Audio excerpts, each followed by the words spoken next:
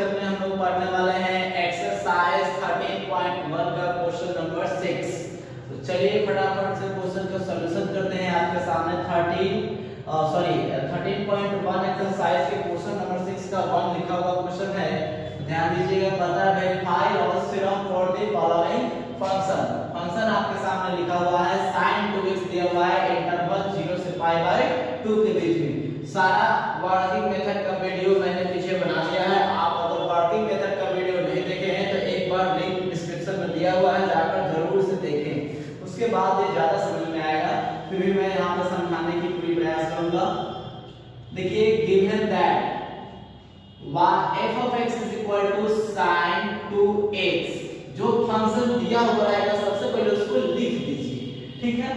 और लेट कर लीजिए, उसके बाद जो इंटरवल रहेगा एक को a कर लीजिए और एक को b कर लीजिए, बिल्कुल जैसा कि आपको पॉलिनोमियल फंक्शन बताएगा।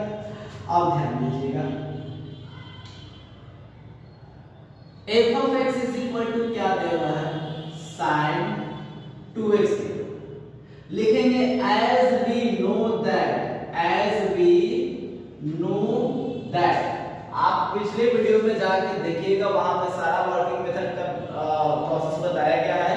वहां पे हमने बताया था कंटीन्यूअस फंक्शन के बारे में। हमने बताया था कि sin थीटा जो होता है वो कंटीन्यूअस फंक्शन होता है, cos थीटा जो होता है वो कंटीन्यूअस फंक्शन होता है। तो इसमें कुछ चेक करने की जरूरत नहीं है, आप यहां पे लिख सकते हैं as we know that sin 2x is continuous function. या अगर आप वैसे नहीं लिख सकते तो ऐसे लिख दीजिए, इस टाइप से लिख सकते हैं sin x and cos x are continuous function. ये तो आपको सिखाया गया है कि sin x और cos x कंटिन्यूअस फंक्शन होता है। अच्छा, लिखेंगे चूंकि sin 2x बराबर formula 2 sin x into cos x होता है। देखिए, sin x continuous function, cos x continuous function और 2 कांस्टेंट है।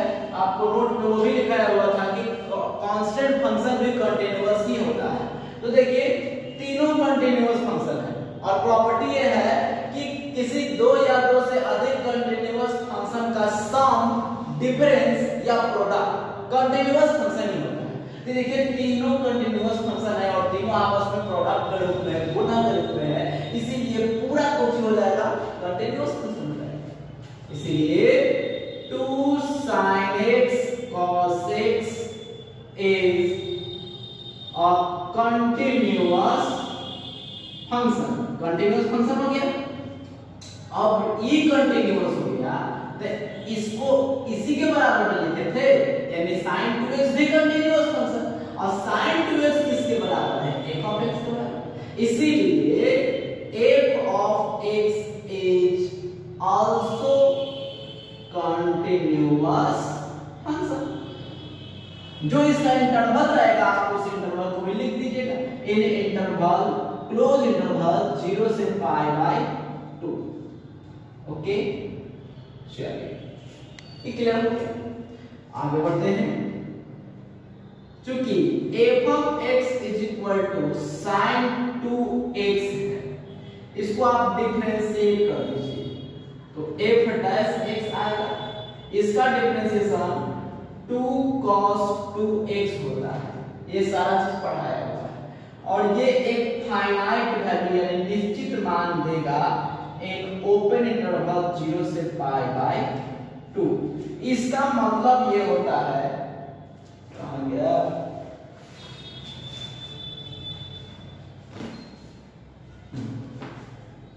देखिए इसका मतलब ये है कि यदि आप 0 और π/2 0 से लेकर 90 तक के बीच में कोई भी एंगल का मान x के जगह पर रखिएगा तो कोई निश्चित मान आएगा।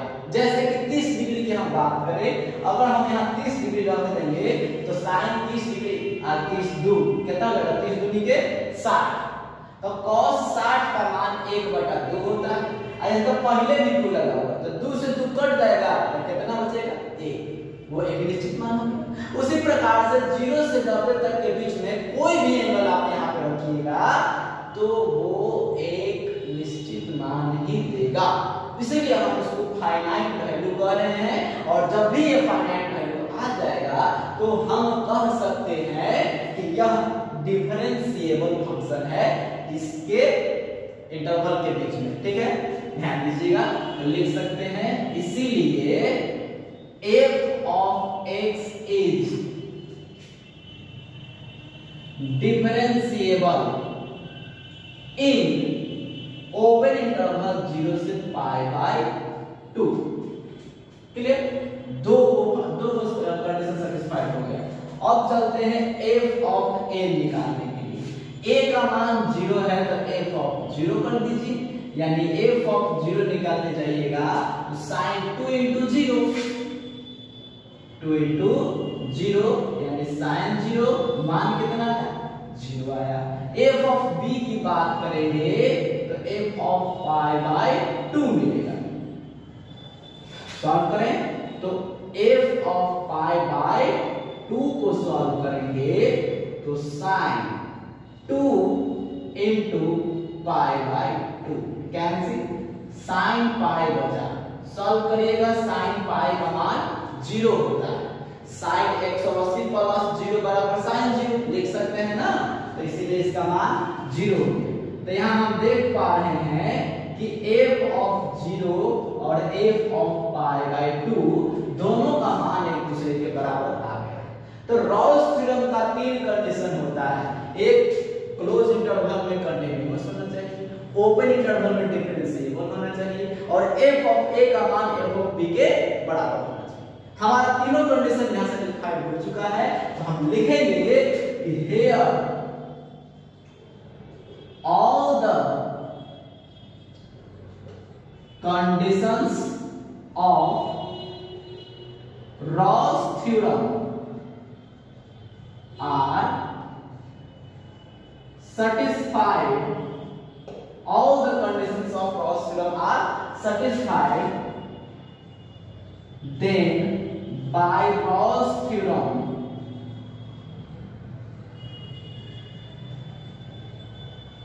there exists, और इधर से लिख देते हैं नहीं हटेगा, there exists a point C between A and B। ऊपर भी डाल देते हैं, आप नोट कर लीजिए थोड़ा।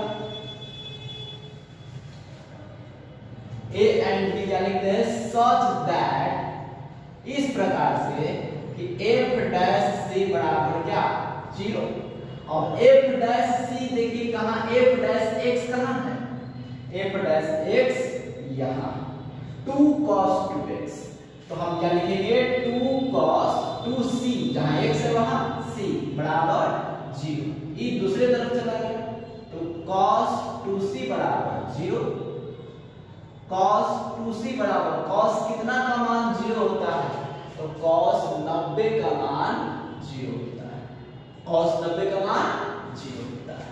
तो चलिए लिख देते हैं cos 90। ओके, अब यहां से cos 2c बराबर, या cos cos कैंसिल आउट हो गए, 2c बराबर पाई बाय 2, तो c बराबर पाई बाय 4। क्या ये 0 से 90 के बीच में बिलोंग कर रहा है, तो हाँ कर रहा है। 45 डिग्री 0 और 90 के बीच में ही आता है, इसीलिए पाई बाय 4 इसका आंसर हो गया। आप यहाँ और करके भी लिख सकते थे, cos और कितना का मान 0 होता है तो 270 डिग्री का मान 0 होता है, यानी 3 पाई बाय 2 का मान 0 होता है। तो अगर आप यहाँ 3 पाई बाय 2 लेते तो ये 2 भागा में आता, यानी 3 पाई बाय 4 हो जाता।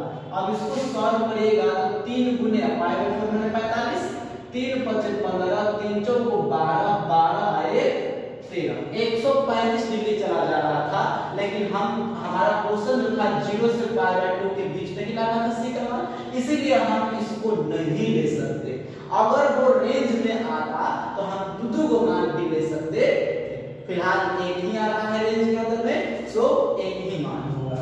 तो फिलहाल इसको हटा दीजिए, आपका करेक्ट आंसर हो गया ये। आप इसको फटाफट नोट कर लीजिए। हम लोग बढ़ते हैं फिर नेक्स्ट क्वेश्चन की ओर।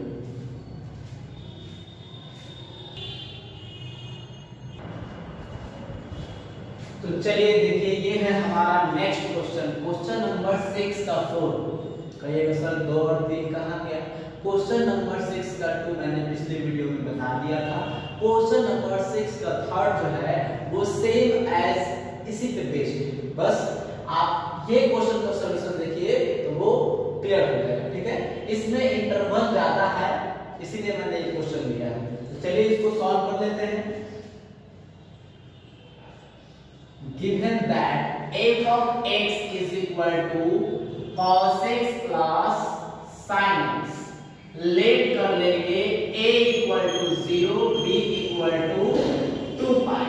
ओके, अब देखिए cos x और sin x कंटिन्यूअस अलग अलग भी बताए हैं, लिखेंगे क्योंकि sin x and cos x are continuous function, इसीलिए sin x plus cos x is also continuous। इसीलिए sin x plus cos x का मान f of x का है, तो f of x is continuous। Interval इसका दे दीजिए 0 से 2 पाई, एक कंडीशन होगी। चलिए, चूंकि f of x is equal to cos x plus sin x, differentiate कर दीजिए विथ रिस्पेक्ट टू x, तो f डैश x बराबर minus sin x plus cos x। ये एक फाइनाइट वैल्यू देगा इस इंटरवल में 0 से 2 पाई के बीच। 0 से 2 पाई के बीच में कोई भी एंगल यहां पे रख दीजिएगा तो एक निश्चित मान आएगा, ठीक।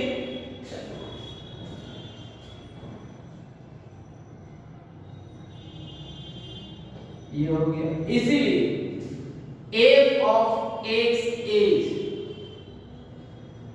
differentiable in open interval 0 से, यहां भी ओपन इंटरवल होगा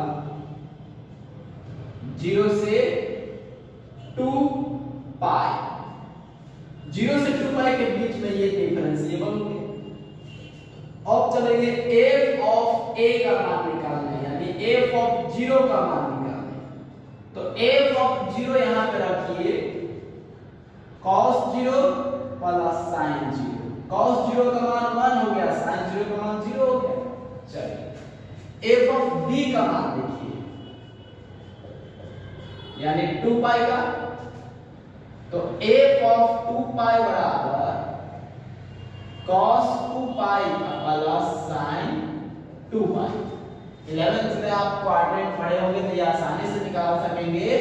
cos 2 पाई का मतलब 360, लीजिए ना 360 प्लस 0 करिए चाहे माइनस 0 करिए, हो जाएगा cos 0, sin 360 प्लस 0 ये हो जाएगा sin 0, वैल्यू वही 1 और ये 0, तो f of 2 पाई का मान 1, इसीलिए f of 0 और f of 2 पाई दोनों बराबर हो गया। और इस प्रकार हमारा रॉल्स थ्योरम का तीनों कंडीशन सेटिस्फाइड हो गए। तीनों कंडीशन एक था, लिखेंगे here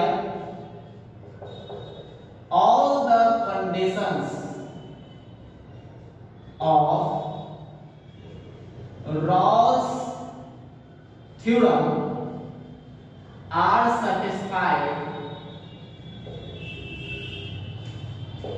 then by Rawls theorem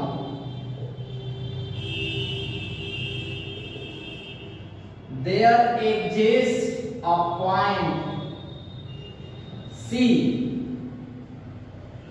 between A and B such that f dash c बराबर 0। f dash c का मान देखिए कहां है, cos minus sin x plus cos x, minus sin x plus cos c होगा ना, minus sin c plus cos c बराबर 0। sin c को भेज दीजिए ऊपर, ठीक, cos c बराबर sin c। आप इसको नोट कर लीजिए, मैं इधर मिटा दे रहा हूं।